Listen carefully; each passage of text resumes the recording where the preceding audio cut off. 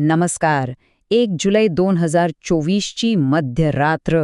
याच क्षणी भारताने आपली संपूर्ण क्रिमिनल लॉ सिस्टम म्हणजे फौजदारी कायदा प्रणाली बदलून टाकली. म्हणजे बघा, जुने कायदे गेले आणि त्यांची जागा घेतली नवीन कायद्यांनी. पण या एका मोठ्या बदलामुळे ना, एक असा काही कायदेशीर पेचप्रसंग निर्माण झालाय की अगदी मोठे मोठे वकील आणि न्यायाधीश सुद्धा विचारात पडलेत. तर आपण थेट मुद्द्यावर येऊया. एक परिस्थिती इमॅजिन करा. समजा 30 जूनला एक गंभीर गुन्हा घडला, पण जी पीडित व्यक्ती आहे ती पोलिसांकडे तक्रार द्यायला जाते 1 जुलैला. आता गंमत बघा, 1 जुलै हा तोच दिवस आहे ज्या दिवशी नवीन कायदे लागू झालेत. मग आता खरा प्रश्न हा आहे की या केसमध्ये कोणते कायदे लावायचे, जुने की नवीन? आपल्या पहिल्या भागात आपण याच मध्यरात्रीच्या पेच प्रसंगाबद्दल बोलणार आहोत. खरं तर ही सिच्युएशन म्हणजे या मोठ्या कायदेशीर बदलासाठी एक प्रकारची स्ट्रेस टेस्ट आहे. यातूनच आपल्याला कळेल की हे स्थित्यंतर किती गुंतागुंतीचं आहे. ही टाईमलाईन बघितली की सगळं चित्र स्पष्ट होईल. बघा, 30 जून गुन्हा घडतो. बरोबर मध्यरात्री जुने कायदे संपतात आणि नवीन सुरू होतात. आणि मग दुसऱ्या दिवशी म्हणजे 1 जुलैला पोलीस नवीन कायद्यांच्या जगात आपली कारवाई सुरू करतात. आणि खरी मेख आहे ना, ती इथेच आहे. इथूनच खरा संघर्ष सुरू होतो. आता वरवर पाहिलं तर वाटेल की दोनच पर्याय आहेत. एकतर जुने कायदे लावा किंवा नवीन लावा. सोपं आहे, पण नाही. गंमत अशी आहे की दोन्ही पर्यायांमध्ये अडचण आहे. नवीन कायदे कसे लावणार? कारण गुन्हा घडला तेव्हा ते कायदे अस्तित्वातच नव्हते. बरं, मग जुने कायदे लावूया. पण तेही चालणार नाही, कारण 1 जुलैपासून ते कायदे अधिकृतपणे रद्द झाले आहेत. मग आता करायचं काय? मार्ग कोणता? या मोठ्या कोड्याचं उत्तर आश्चर्य म्हणजे आपल्या संविधानातच लपलेलं आहे. आपल्या संविधानाचा अनुच्छेद 20(1) एक गोष्ट अगदी स्पष्ट करतो. तो म्हणतो की गुन्हा घडला त्यावेळी जो कायदा अस्तित्वात होता त्याच कायद्यानुसार कारवाई होऊ शकते. गुन्हा घडल्यानंतर आलेल्या कायद्यानुसार कुणालाही दोषी ठरवता येत नाही. याचा सरळ सरळ अर्थ काय होतो? तर आपल्या या केसमध्ये गुन्ह्यासाठी नवीन भारतीय न्याय संहिता म्हणजे BNS अजिबात लावता येणार नाही. विषय संपला. चला तर मग आपल्या दुसऱ्या विभागाकडे वळूया. जुने कायदे, नवीन नियम. आता हे तर ठरलं की गुन्ह्यासाठी जुनाच कायदा लागेल, पण मग पुढची सगळी प्रक्रिया म्हणजे तपास वगैरे तो कसा चालणार? जुन्या नियमांनुसार की नवीन? इथे बघा, तुम्हाला 2 गट दिसतील.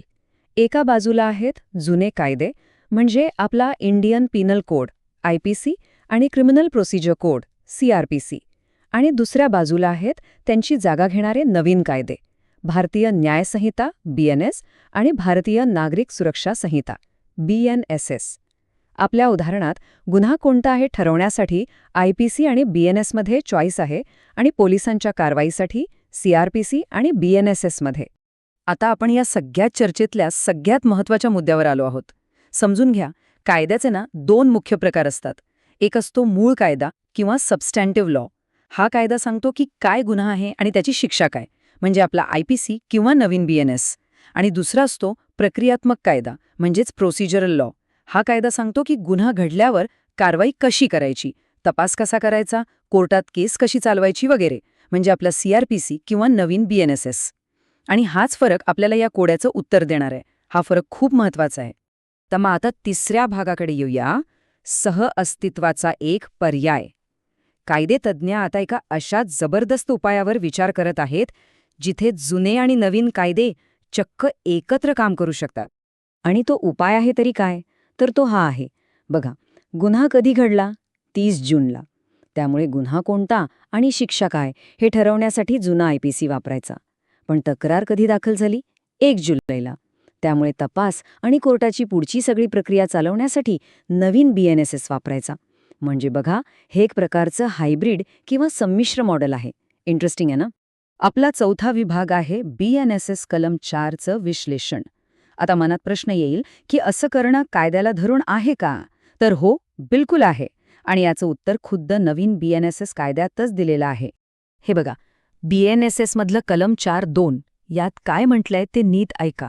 यात लिहिलंय की अन्य कोणत्याही कायद्याखालील गुन्ह्यांचा तपास, चौकशी, खटला हे सगळं काही नवीन BNSSच्या नियमानुसारच केलं जाईल. आता यातला सगळ्यात महत्त्वाचा भाग कुठला आहे माहितीये? तो आहे अन्य कोणताही कायदा हा शब्दसमूह. कायदेतज्ञांचं म्हणणं आहे की या अन्य कायद्यांमध्ये आपण जुन्या IPCचा समावेश करू शकतो, खास करून अशा गुन्ह्यांसाठी जे 1 जुलैच्या आधी घडले होते. आणि बस, हाच तो कायदेशीर आधार आहे जो या हायब्रिड उपायाला शक्य करतो. आता येऊया 5व्या भागाकडे, न्यायालयांमधील मतभेद. कारण बघा, ही थिअरी ऐकायला जरी एकदम बरोबर वाटत असली तरी प्रत्यक्षात देशातली वेगवेगळी न्यायालये यावर वेगवेगळी मतं मांडत आहेत. त्यामुळे थोडा गोंधळ आहे. आणि हे फक्त पुस्तकी ज्ञान नाहीये, हे प्रत्यक्षात घडतंय. उदाहरणार्थ, पंजाब आणि हरियाणा हायकोर्टांनी मान्य केलंय की हो, जुन्या IPCच्या गुन्ह्यांसाठी नवीन BNSS वापरता येऊ शकतो. इतकंच नाही तर तेलंगणा पोलिसांनी तर एक सर्क्युलर काढून आपल्या सगळ्या अधिकाऱ्यांना सांगितलंय की अशा केसमध्ये गुन्ह्यासाठी IPC आणि प्रक्रियेसाठी BNSS वापरा. म्हणजे त्यांनी हा नियम स्वीकारला आहे. पण एक मिनिट, अजून एक मोठा पेच आहे. त्या केसेसचं काय करायचं जिथे FIR 1 जुलैच्या आधीच दाखल झाला होता? म्हणजे केस ऑलरेडी सुरू आहे.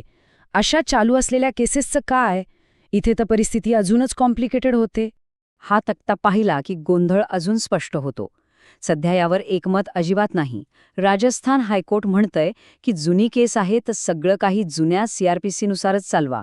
पण दुसरीकडे केरळ आणि पंजाब हरियाणा हायकोर्टांनी म्हटलंय की नाही, केसच्या वेगवेगळ्या टप्प्यांवर नवीन कायदे लागू होऊ शकतात. म्हणजे प्रत्येक कोर्टाचं आपापलं मत आहे. या बदलाचा परिणाम फक्त कोर्टाच्या कामकाजावर नाहीये, तो आपल्या शिक्षण व्यवस्थेपर्यंत पोहोचला आहे. दिल्ली युनिव्हर्सिटीसारख्या मोठ्या संस्थांनी तर आता आपल्या लॉच्या अभ्यासक्रमात हे नवीन कायदे शिकवायला सुरुवात केली आहे. का? कारण वकिलांची जी पुढची पिढी आहे ती या नवीन सिस्टमसाठी तयार असायला हवी. तर मग या सगळ्या गोंधळाचा, या सगळ्या चर्चेचा सार काय? यातून आपण काय समजून घ्यायचं? तर सगळ्यात महत्त्वाचा टेकअवे हा आहे, जर गुन्हा 1 जुलैच्या आधी घडला असेल पण त्याची तक्रार 1 जुलैनंतर झाली असेल तर अशा केसमध्ये हायब्रिड उपायच सर्वात योग्य दिसतो. म्हणजे गुन्हा ठरवण्यासाठी जुना IPC वापरायचा आणि पुढची प्रक्रिया चालवण्यासाठी नवीन BNSS वापरायचा. पण एक शेवटचा आणि सगळ्यात मोठा प्रश्न तसाच राहतो. देशभरातली वेगवेगळी न्यायालयं अजूनही यावर विचारविनिमय करत आहेत. भारताच्या फौजदारी न्यायाच्या या नव्या युगात संपूर्ण देशासाठी एक समान आणि स्पष्ट उत्तर मिळायला अजून किती वेळ लागेल, हाच खरा प्रश्न आहे.